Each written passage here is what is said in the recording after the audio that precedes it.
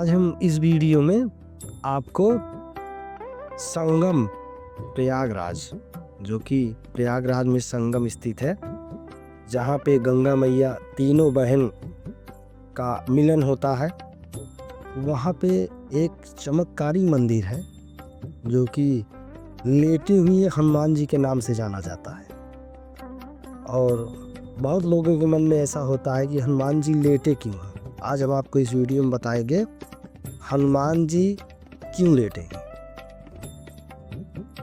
मैं अपनी इस कथा को स्टार्ट करता हूँ। एक बार एक व्यक्ति अपनी नाव में हनुमान जी की एक भव्य और बड़ी मूर्ति लेकर प्रयागराज के गंगा जी को पार कर रहा था। जब गंगा जी जल स्तर बहुत बढ़ा हुआ था, उसकी नाव में कुछ व्यवधान होने के कारण नाव डूब गई, उसके साथ मूर्ति भी वहीं डूब गई। धीरे धीरे जब जल स्तर घटा तो जब गंगा ने राह बदला तो वो मूर्ति दिखना स्टार्ट हुई। उस समय मुस्लिम शासक अकबर का शासन था। अकबर ने हिंदुओं का दिल जीतने के लिए उस मूर्ति का अपने महल के बगल, अपने किले के बगल स्थापना करवा दी, ये सोचकर कि हनुमान जी बहुत शक्तिशाली हैं, वो उन सबकी रक्षा करेंगे। लेकिन ये कथा निराधार है, क्योंकि 14वीं शताब्दी में अकबर का शासन था और उसके पहले वेद व्यास जी ने पुराणों की रचना कर दी थी। इसमें एक और कथा यहाँ पे मिलती है। एक बार जब हनुमान जी अपने गुरु सूर्यदेव से शिक्षा दीक्षा ले रहे थे, जब उनका ये शिक्षा दीक्षा पूरा हो गया, जब उनका हनुमान जी का जाने का समय आ गया, तब हनुमान जी ने सूर्यदेव से कहा कि गुरु जी, हम आप में शिक्षा दीक्षा ज्ञान सब दिए, आप गुरु दक्षिणा में क्या लोगे, आप हमें बताओ। सूर्य भगवान जी बोले, नहीं, अभी हमें गुरु दक्षिणा नहीं चाहिए, जब जरूरत होगी तब हम मांग लेंगे। हनुमान जी नहीं माने, वो और दबाव बनाए, बोले नहीं प्रभु, आप ले लीजिए गुरु दक्षिणा।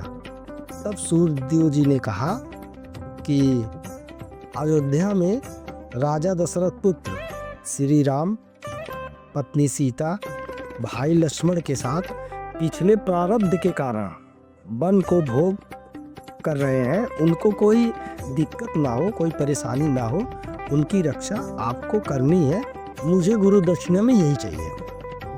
हनुमान जी वहाँ से अयोध्या के लिए प्रस्थान कर दिए। रास्ते में हनुमान जी संगम आए। संगम के किनारे जब पहुँचे तब शाम हो गई। तब उधर सूर्यदेव जी ने के मन में विचार आया कि अगर हनुमान जी सब कार्य कर देंगे, सब राक्षस का संहार इन्हीं से हो जाएगा, तो हमारे अवतार का क्या होगा। हमको राक्षसों का संहार हमारे हाथों होना है। इसलिए भगवान ने माया को प्रेरित किया कि हनुमान जी के पास जाओ, उन्हें घोर निंद्रा में डाल दो, वो सो जाए।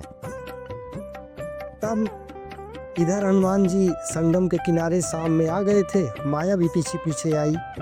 हनुमान जी देखे शाम हो गई है तो ध्यान मग्न हो गई। हनुमान जी को ध्यान मग्न होते देख माया परेशान हो गई, ये तो ध्यान मग्न है, ये तो सोएंगे नहीं, सुबह प्रातः काल अपना कार्य तो स्टार्ट हो जाएगा इनसे। ये माया वहीं देखकर थम गई। हनुमान जी को थोड़ी देर बाद विचार आया कि क्यों ना रात एक सत्संग में बिताई जाए। हनुमान जी फिर वहीं पे भरद्वाज ऋषि का आश्रम था संगम के किनारे, वो भरद्वाज ऋषि आश्रम की तरफ चले गए सत्संग सुनने। वहाँ पे सत्संग हुआ, वेद का व्याख्यान हो रहा था, वो भी बैठकर सुने। लास्ट में भरद्वाज ऋषि ने कथा में बताया, कथा के लास्ट में, कि कल पुरुषोत्तम श्री राम अपने पत्नी और भाई लक्ष्मण के साथ संगम पार करके यहाँ आ रहे हैं। हनुमान जी ये सुनते ही प्रसन्न हो गए।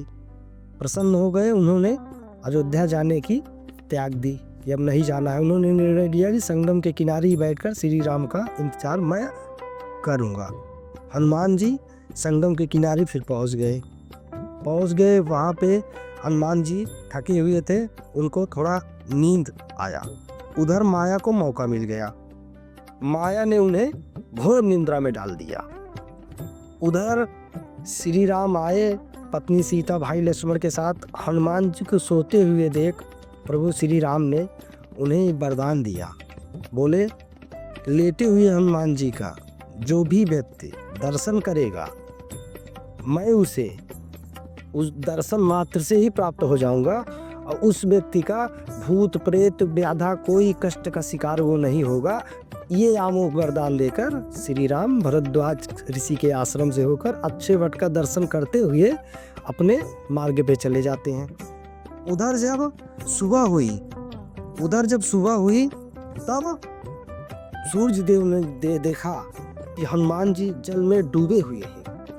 उन्होंने देखा कि मेरे शिष्य का ये हाल, हनुमान जी डूबे हुए हैं। क्योंकि सुबह गंगा ने जब देखा कि मेरी तरफ कोई सर करके सो रहा, पैर करके सो रहा है, तब उन्होंने उनको बुरा महसूस हुआ, अपना अपमान महसूस हुआ। उन्होंने हनुमान जी को जल में डुबो दिया।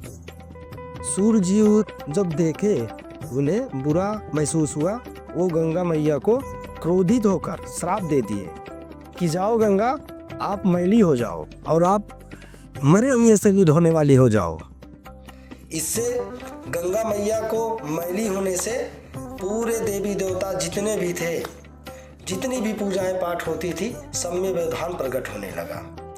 सभी देव सभी ऋषि ने सूर्य भगवान से बहुत तपस्या की, बहुत उनको मनाया।